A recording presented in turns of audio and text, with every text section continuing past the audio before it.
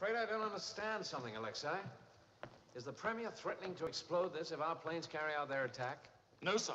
It is not a thing a sane man would do.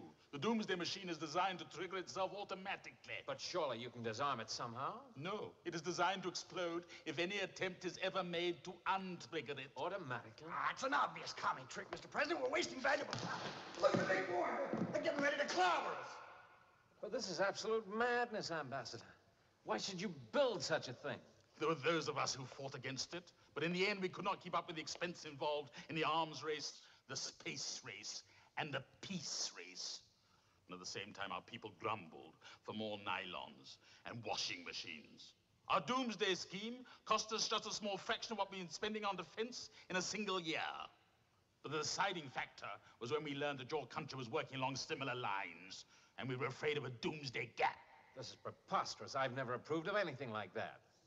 Our source was the New York